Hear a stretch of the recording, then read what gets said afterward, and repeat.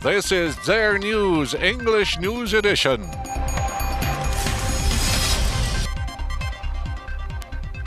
First, the headlines. A new rehousing operation involving 1,400 needy families is underway in the province of Algiers. Thousands of people demonstrated in the Spanish capital, Madrid, for the Sahrawi people's rights to self-determination and independence.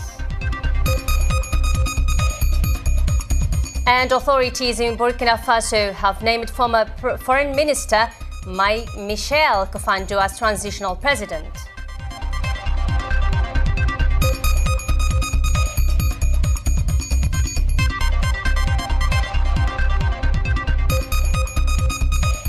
Hello, ladies and gentlemen. You are watching Dzair News and welcome to our English News Edition.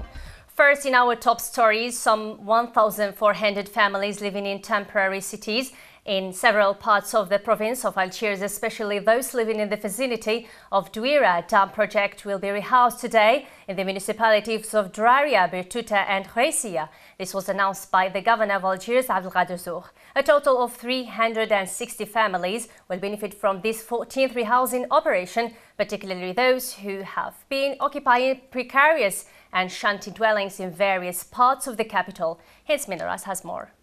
Death trolls around the residents of several thousands of ramshackle buildings in central Algiers, urging the concerned authorities to either restore or completely demolish them. The last incident of the dormitory collapse in El Kasbah only proved the authorities' recklessness and non-commitment towards restoration projects. The latter stalling to the poor residents of old dwellings resulted in another building collapse, this time the province of Oran. We fight for new housing since the independence, but the only thing we get is wait here, wait there, and now it's too late. Algiers, beneficial from the restoring operation, is financed by the state's budget, according to the last amendments of the Ministerial Council, in order to improve the urban facade of Algiers. The most recent rehousing operation initiated by the government will hopefully be able to take down the dwellings for good and relaunch restorations for more than 500 threatened buildings. The thing that urged the authorities to open investigations concerning potential entrepreneurial fraud. More than 1,000 people from the 4 municipalities of Chimini Administrative District took to the streets of the city of Bijaya in the eastern Algeria, calling on the local authorities to provide their villages with gas supply and other amenities. The march was organized by the residents of the municipality of Chimini. The streets protest was also compounded by a general strike in each of the municipalities concerned. In economic matters, Algeria, through the voice of the governor of the central bank, Mohamed Laksasi, has called for an early implementation of the International Monetary Fund's reform quota, urging on behalf of the G24 countries, the United States, to forsake its wait and see policy by officially inking the relevant document before the end of the year. More details with Mohamed Barozwan. Mr. Laksasi was speaking on behalf of a group of 7 countries, including Afghanistan, Ghana, Iran, Tunisia, Morocco and Pakistan, that Algeria represents within this committee. We also stressed the need for starting as soon as possible the work on the revision of the quota formula and the 15 overall revision of quota, says Mr. Laksasi. The International Monetary and Financial Committee examined the report on the World's Action Plan of Christine Lagarde, Managing Director of the IMF, which indicated a blocking of the project's application. According to the report, the International Monetary Fund staff will also build on existing work to offer new options in case the ratification of the 2010 reforms do not take place by the end of the year. The IMF boss requested the support of the G24 to put more pressure on the United States of America so it ratifies the reform-relating document and hoped for a gesture from U.S. President Barack Obama in this regard to move toward a more representative IMF. The G24, which met in Washington on the eve of the IMF and World Bank annual meetings, expressed deep disappointment at the U.S. position, which delays the application of the reforms since 2010. Last April, the finance ministers of the G20 countries gave the United States until a deadline of the end of the year 2014 to ratify the reform of the IMF and threatened to go on without it otherwise. The rapid implementation of this reform will help replenish the fund by ensuring permanent financial resources and improving the representation of member states in this international financial institution by bolstering their voice according to their contribution to the global economy. The new reform will propel countries like Brazil, China, Russia, India, and Saudi Arabia among the largest holders of shares of the fund. The case of sanctions imposed by the Professional Football League, LFP, on the GS Kabylie Football Club has taken another twist after the political parties, the traders in the city of Tizi Ouzou, have also voiced their all-out support for the penalized squad of GS Kabylie. As a result, these traders have decided to stage a general strike on Tuesday throughout the province to demand the immediate and conditional lifting of sanctions imposed on the GS Kabylie by the LFP over recent stadium violence by its supporters. The 9th edition of the Amazigh Book and Multimedia Fair opened on Sunday in the city of Bouira, east of Algiers, to last until the 18th of this month. This edition is organized by the Secretary General of Higher Council for Amazighiti HCI, Mr. Al-Hashmi Assad, who spoke of the fostering of a new vision for the promotion of the Amazigh language and culture. The opening ceremony was also marked with a prime focus on men of culture, including poets from Tizi Ouzou as well as from Oras and Illizi regions.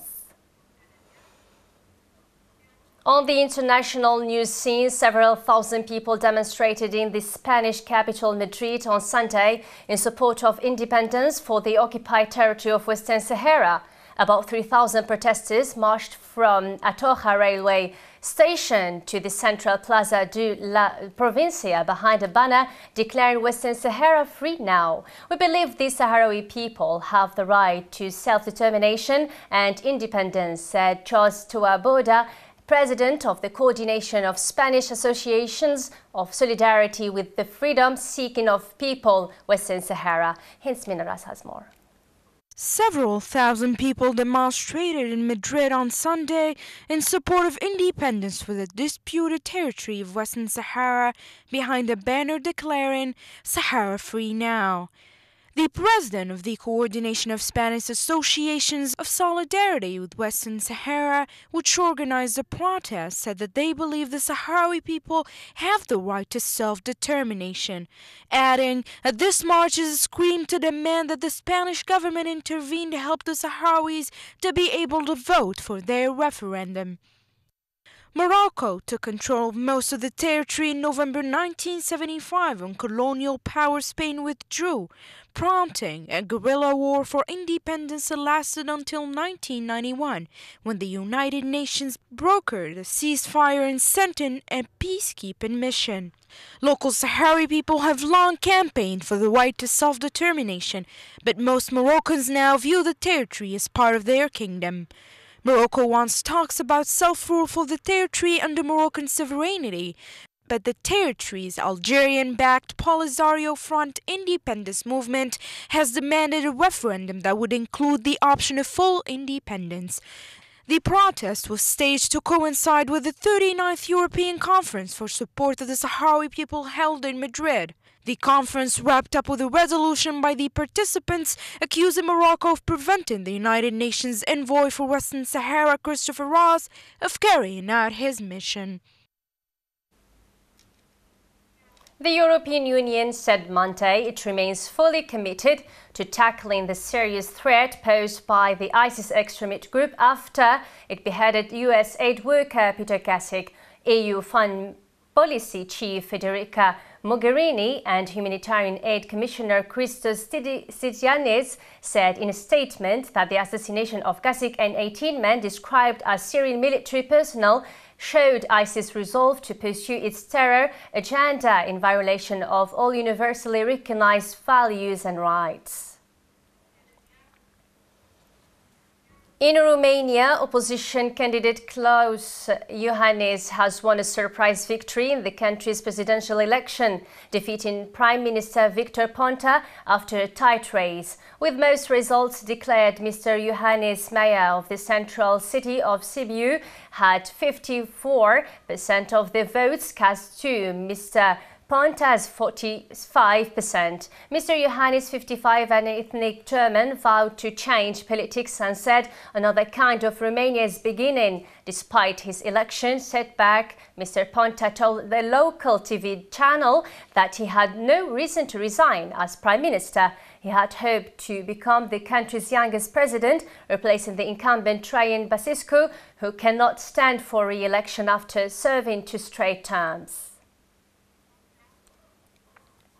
And in news from Africa, authorities in Burkina Faso named Foreign Minister Michel Kafando as transitional president in a key step towards guiding the West African country to elections in the wake of a brief military takeover.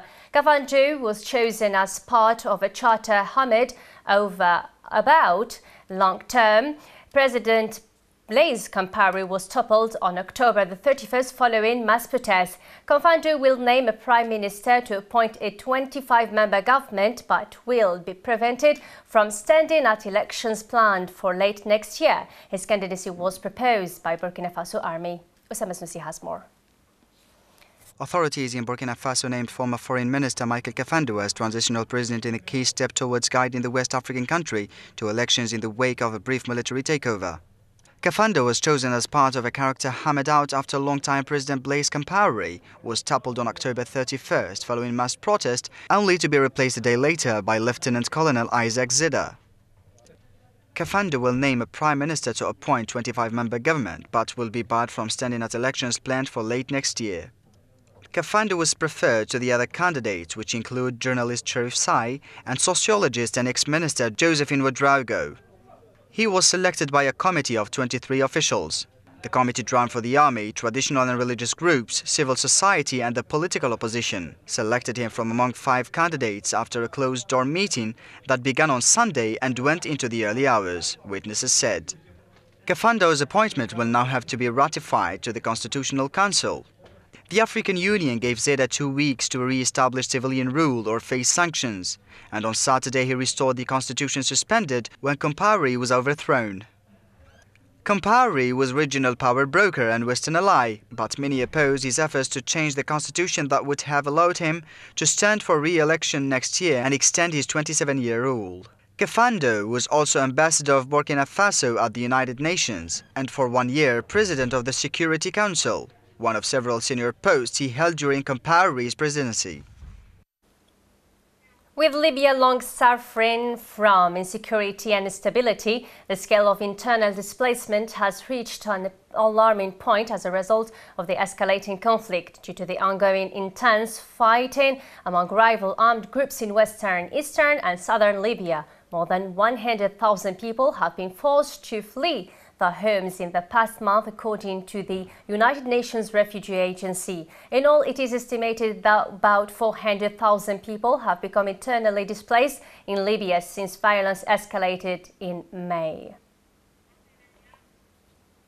Saudi Arabia, Bahrain and the United Arab Emirates have agreed to return their respective ambassador to Qatar. In an unprecedented public move, the 3 Gulf states have recalled their ambassador in March, accusing Doha of failing to abide by an agreement not to interfere in one another's internal affairs. The announcement to return the envoys followed a surprise meeting between representatives of the state in Saudi Arabia late on Sunday.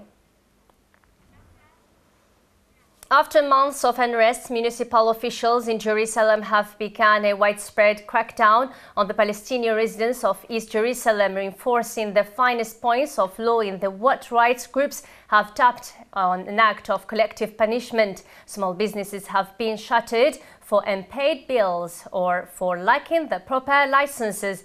Livestock have been confiscated. One resident of the old city, Said Shaloudi, was even ordered to remove his home's water heater because it was installed without permission.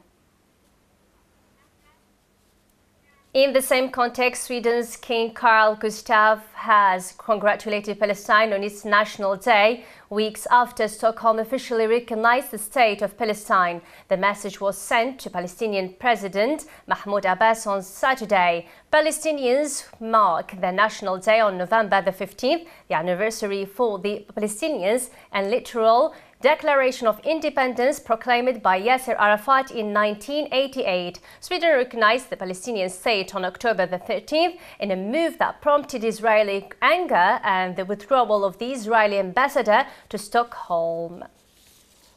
And Japan has reported that its economy contracted at a real annual rate of 1.6% in July-September in a second straight quarterly decline that has returned the country to recession and prompted predictions of a snap elections. The release of the preliminary quarterly economic data on Monday was received with far more attention than usual since Prime Minister Shinzo Abe is expected to make the dismal GDP reading the basis for calling a general election. More economists had forecast the world's third biggest economy expanded at about a 2% pace.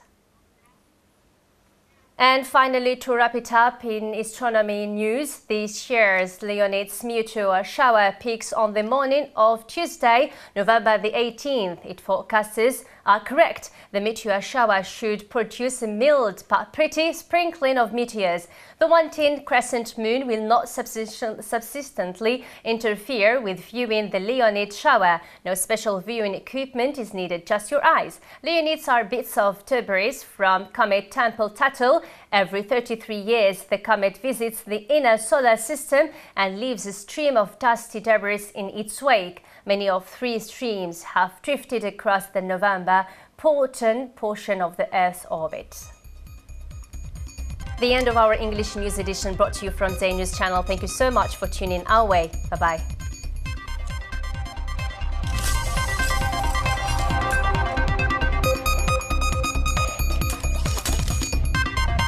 That was Dzair News English News Edition.